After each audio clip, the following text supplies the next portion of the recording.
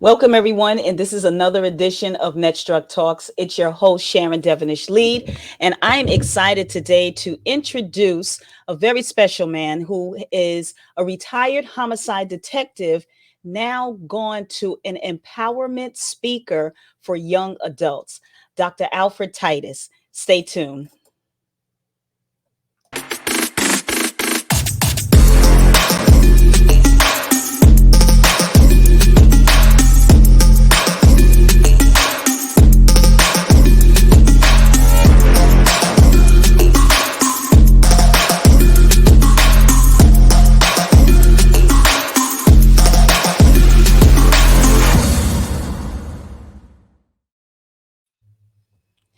Dr. Alfred Titus, how are you? Welcome to NetStruc Talks. Hello, Sharon. Thank you for having me. It is a great pleasure to be here on this great platform of yours. Thank you so much for accepting to be on my platform. I really appreciate it. Our listening audience has a great treat out today. I want to just really just dive right into all of the great work that what you are doing for young people and parents. But I want to really just go back a little bit in terms of your background, because your background is unique in terms of what you're doing now, that a lot of people who is in law enforcement really doesn't see what you see. So talk to us a little bit in terms of your background, why you decided to do this, and what was a moment of your time when you were on the job that you decided that I need to do this. Yeah. Well, it is quite an interesting story. First and foremost, I was born and raised in a tough Queens community, South Jamaica, Queens, where I had to make a tough decision from early on. I had to decide between the streets and the direction my parents wanted me to go, which was education. Thankfully, I made the decision to go education and I got out of the streets. And once I began opening my mind through education, I began to see many different opportunities. And one thing that I always wanted to do was help people and give back. So I decided to join the New York City Police Department. And I joined in a time where the city was in pretty bad shape. And I was one of the officers responsible for kind of bringing things back to the positive way that it turned out. Mhm. So with that, I progressed up until I became a detective, and I got into the homicide squad. And the homicide squad was where I made my home for about 13 of the 23 years that I gave to NYPD. Mhm. And I enjoyed homicide so much because I had the opportunity to interact with the community, Mhm. and it allowed me to see the option of possibly helping people and changing lives. And that's exactly what it did. I was the detective. Well, first, I was the only African American detective in the Manhattan South Homicide Squad at the time. So that Wow. alone set me apart from everyone else. But Right. I was also that detective that spoke to young people whenever I had them in my presence, whether they were a witness or in an interview room. I would Mhm. always ask them, "What are you doing here? Why are you part of this? Why Mhm. why aren't you going to school? Why are you running with these type of guys? Why are you doing, selling drugs or whatever the case may be?" I you was you, always that you kind of that saw detective. something. You saw something in them that the average person or the average officer probably Yes. did not see.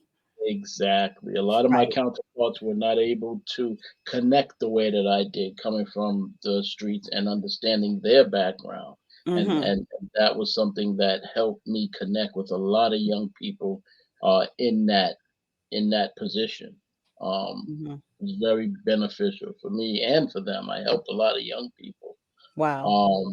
Yeah, very, very touching situation. Well, I had one particular case that actually made me realize that it was time for me to step outside of NYPD. And what happened was there was a young man named Jamal, and this young man I had dealt with multiple times through different cases in the Lower East Side of Manhattan. Mhm. And I was trying to get Jamal to go back to school and get his GED and get out of the streets.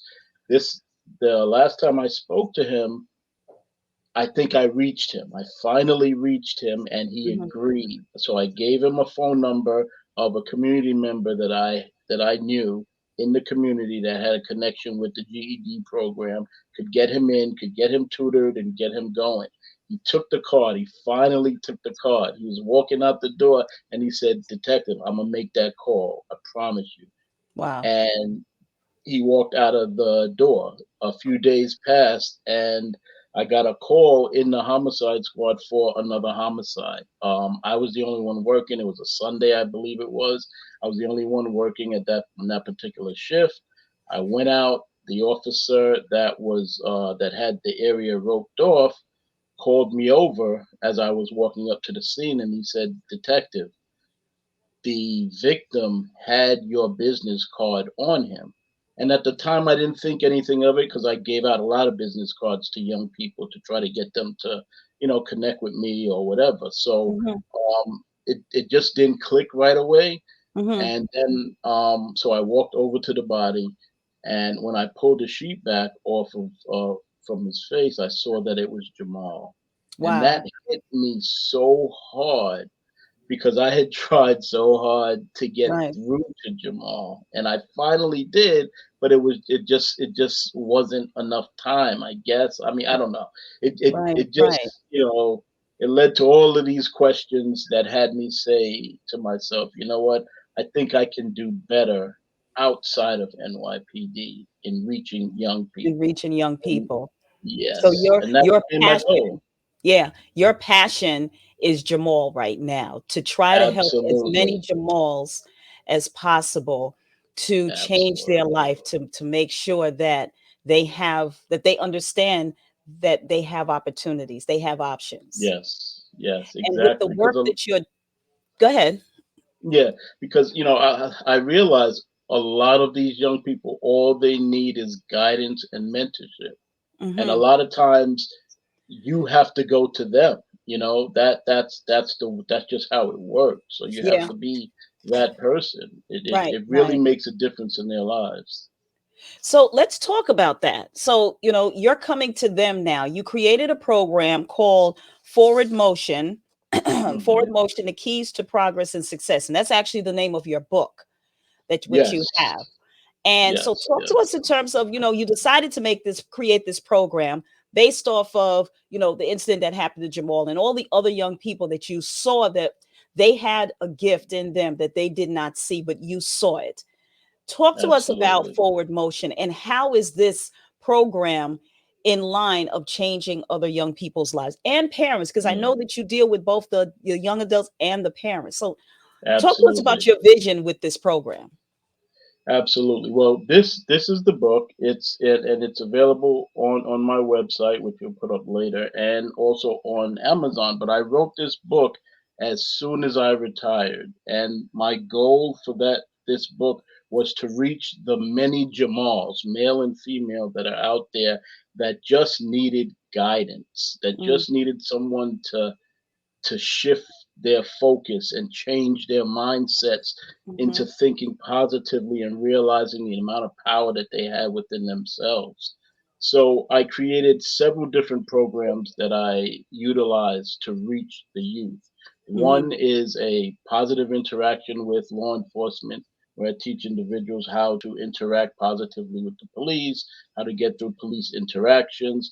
But the main program that I work on is a program that I'd like to get into our colleges. And I say that because our young people that are in college and in the universities, they are struggling now with something that most of us adults cannot understand. They have been through COVID, they have been through mass George Floyd. shootings, Right. George Floyd, Breonna Taylor. They have been through all of these things that were so different from our lives that Mhm, that they need guidance. They Right. need help on the mental side with the mental health. They need help with that, but they also need to remember that despite everything that's going on, they've already made the first step by being in college. All they Right. have to do is stay focused with everything going on and not let it stop you. And Mhm. that's my goal, is to teach them or to show them that they've already made the first step. All they have to do is keep pressing forward.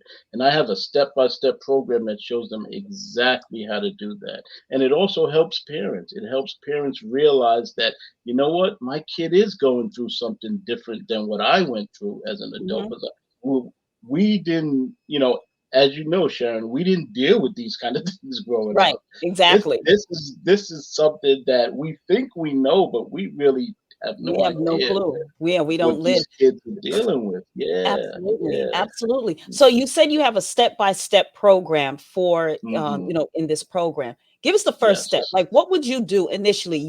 A college calls you and they say, "Hey, you know what, Dr. Titus, we want you to come in and talk with our young people, our young adults about your program, forward motion, mindset changing, Right. and so forth, like that." What would be that Hmm. first initial step that you would start off with them? The very first initial step I would alert them to or make them aware of is the fact that they actually do have control over their situation. A lot of times they feel like they are victims of circumstance and life is not fair and life is throwing all of these things at them. Maybe they have to work, maybe they have brothers and sisters to take care of, maybe they have parents to take care of. There's so many things going on in these young people's lives, but they don't realize that they still, with all of that, have the ability to take control of the situation and push through it regardless of anything else that's going on in their life. So that's the first step. The first step Mhm. is realizing you have control. You have And once you control. realize that, then you can move forward with changing your mindset, getting your head on right, figuring out how to maneuver through life's obstacles, and it's a win-win from there It's a for win-win everyone. situation. And you wanna know something? Absolutely. That's amazing, and with your background, you actually see it on both ends. And I wanna talk a little bit in terms of, that crossover, with your background, with your experience. Talk to us, how does that help getting through to young people? Yeah, Because, you know, a lot of young people out here, they're looking at their circumstances as like survival, and absolutely. they don't trust the police, they don't trust some adults, some youth organizations that tries to help them. Yes, How is yes. it that your program is different from other type of programs similar to yours? Yeah. Well, my program is different. For one, I give a lot of real life examples, similar to the story I gave you with Jamal. I have experienced a lot of things. I have seen a lot of young people not make it, as well as a lot of young people who have pushed through and make it. So there are a lot of success stories. I can actually get down to their level of understanding. I see what they're dealing with. I'm also a professor at John Jay College, and this year I made it my point to have two or three conversations with each one of my classes. Mm, And I have received more emails this semester than any other semester of students thanking me for taking that extra initiative to speak to them and motivate them. I've had students that told me they had already given up until they heard me speak. And once mm, I opened their mind and made them realize that, listen, you've already taken the first step. They don't right, even realize how important that is sometimes. You're already in. All you got to do is keep pushing, right, life. and right. and and and I also remind them, life is going to be hard. There's going to be tough times. This is just one of them, and you can push through them as well as all of the others that may come up later on. So in your program, you go through these strategic steps. The first one is that they have control, but throughout the entire program, you're more of a mentor to them and showing them other guidance and what their options are for them Yes. to change their mindset, be successful. They don't Absolutely. have to live the life of a crime. And you give them real life Right. examples, which I feel that that is so much more, and has a much more stronger impact because, you know, when they see that, when they hear that, they start envisioning. Parents actually start envisioning. And this Hmm. brings a whole different change of the mindset. So, congratulations to you for doing that and making that Thank change. So, you're dealing with the young people. Now, you just launched, if I'm not mistaken, last year, a you. children's book. Yes, yes, I did. Yes, I did. Children's book. The police are part of the community. So, you got the young adults and Yes, now you got the yes, babies. yes, yes, yes, yes. And this book was written during the George Floyd and Breonna Taylor incidents that occurred um, in our country. And Mhm. what I realized that at that point people did not like the police, and that's a very nice way of saying it. People did not like the Right, right. police, and I realized that there were a lot of conversations being had in families, at the dinner table, in the street among friends, and a lot of these were not positive towards the police. But what Mhm. I also realized is that there were very likely young people sitting around at these dinner tables. And when I say young people, I mean children, 5 to 10 years old, listening to all of this information and becoming very afraid of the police. Right. And many people do not realize that a lot of what we see on television and in the news, when individuals are not following the directions of the police or going against the police or what they consider resisting arrest, it's just fear. Mhm. And if we allow our young children to be afraid of the police from such a young age, they're not going to be able to function when it comes to if they happen to get pulled over by the police or if a Right. police officer asks them a question. So I felt that it was important for me to come up with a way to reach the children and show them that all police are not bad, that Mhm. police have a positive, goal in mind, and that is to help them. And I made sure that the book included black and brown officers, Hispanic officers. All of the children are minorities, and there are Mhm. a lot of different scenes in here that kind of show the young people that police are good and that they're here to help you, and you don't have to be afraid of them. And Right. hopefully Right. that will initiate a conversation with the parents as well. You know, Absolutely. yeah, It changes the perspective of that, especially the author is a retired detective who is now has his own business helping young people change their mindset to get options and opportunities to do well, mm, to be successful. So exactly, so now you're trying to get the young people to really understand that they're not all police are not bad police. right, Dr. Titus is here to tell you that you're one of them. But you yes, want them to understand that this book here is to help you see the good in why the police are here, why the police wants to help. And you can right, identify when there is something that is wrong. absolutely, And absolutely. so where were you, what was the reception that you got from when you launched it and you got out there? I know you were on a couple of Hmm. shows that launched it Yes, on. Congratulations to yes, that. yes. What was the feedback from it? Well, thanks to NetStruc because you were the one who helped me get out there in front of the audience that was able to see the book, Here and Now and Positively Black, Amsterdam News. The response has been so positive. I have had individuals, I've had parents buy an entire set of 30, 40 books for their child's classroom.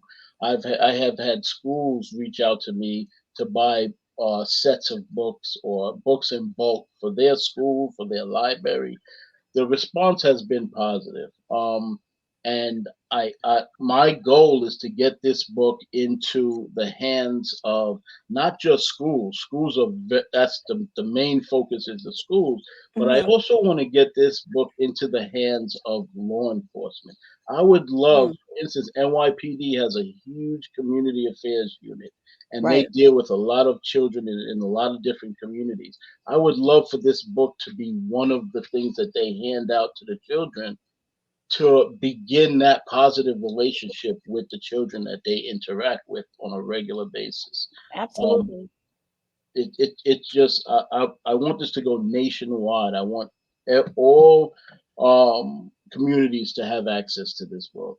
It's No, very and that's important amazing. information. That's a Hmm. very doable goal, not only because you're retired, retired detective, but also because at least in NYPD, we have so many people in positions where they feel just like you and also they look like you.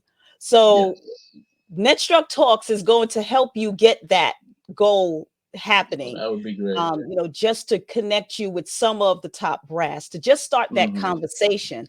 So the Yes, community affairs officers would be able to have that start getting out and when they're yes, going into the communities. yes, And also, for those who are listening, if you are in a school, if you're a teacher, a guidance counselor, parent coordinator, this is a book that we want to get into your students' hands.